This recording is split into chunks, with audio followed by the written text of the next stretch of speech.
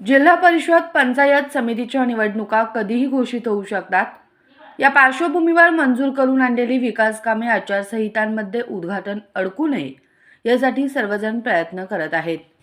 बेडक तालुका मिरज येथे सुधाकर लकडे व विनायक लकडे यांनी त्यांचे वडील कैलासवासी गुरुपाद बाबूराव लकडे यांच्या स्मरणार्थ 3 गुंठे जागा समाजासाठी दिली व तिथे एक महादेव मंदिर व्हावे ही इच्छा व्यक्त केली.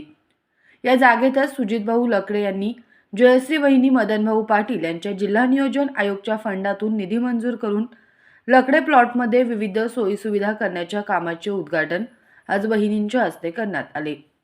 यावेळी बोलताना उमेशभाऊ पाटील यांनी सुजितभाऊ लकडे यांचे कौतुक केले. तसेच फंड कोणत्याही माध्यमातून येऊ द्या, गावचा विकास झाला पाहिजे हे उद्दिष्ट असले पाहिजे असे उमेशभाऊ म्हणाले. या प्रसंगी पुढील काळाच्या गावच्या विकासासाठी अजून निधी सर्वांच्या साक्षीने आणूया, या गावाचा विकास करूया असे सुजितभाऊ लकडे म्हणाले. यावेळी सरपंच उमेशभाऊ पाटील, उपसरपंच पोपट कळंत्रे, स्वाभिमानी शेतकरी संघटनेचे तालुकाध्यक्ष भरत चौगुले, उपाध्यक्ष अभिजित पाटील, उद्योजक श्रीधर उदगावे, अमोल आवटी, सुनील पाटील, प्रणित पाटील, अमर पाटील, श्रीकांत कोरे, भरतभाऊ बनसोडे आदी पदाधिकाऱ्यांसह ग्रामस्थ मोठ्या संख्येने उपस्थित होते. सूत्रसंचालन सयाजी शिंदे यांनी केले. सुजित लकडे यांच्या पाठपुराव्यातून जयश्री वहिनी यांच्या माध्यमातून 10 लाख रुपये या आपल्या ओपन पीससाठी म्हणजे वॉल कंपाऊंडसाठी मंजूर झाल्याबद्दल मी सुजित भाऊ याचे लकडे प्लॉटच्या वतीनं खूप खूप आभार मानतो. खरं तर हिच्या अगोदर 6 महिन्यापूर्वीच एक 25 लाख रुपये सभामंडपाला मंजूर होणार होते, पण या लाडके बहीणमुळे ते फंड थांबला. पण आता काय सुजित भाऊनी 10 लाख आणल्यात, मी एक आणि 20 लाख रुपये आणतो, म्हणजे सर्वच माध्यमातून आपण या प्लॉटचा विकास करू. फंड कोण आणतंय आणि ह्याला महत्व नाही, फंड आणून गावाचा विकास करणं खूप महत्वाचं आहे. जेणेकरून कोणत्याही माध्यमातून जर गावात विकास होत असेल तर त्याला अडवणूक होऊ नये ह्या मताचा मी आहे. सुजितनं मला पहिलाच सांगितलं होतं की असं आपल्याला एक 10 लाख रुपये वहिनी देतो म्हटल्यात.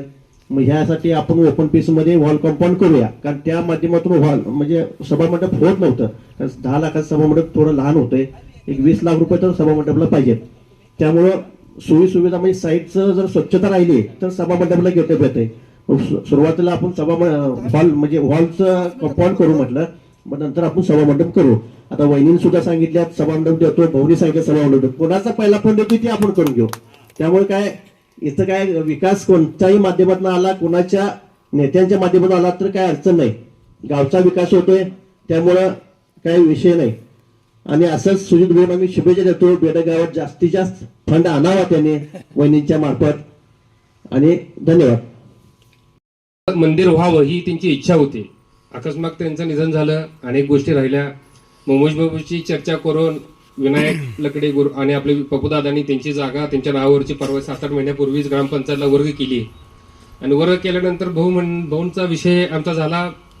त्यानंतर भाऊंना मी म्हणलं की भाऊ असाचा फंड एक वहिनींसाठी आपण सांगितलेला आहे आणि ती मंजूर होईल. भाऊनी पण चांगल्या आहे ना, ठीक आहे म्हणले, करूया.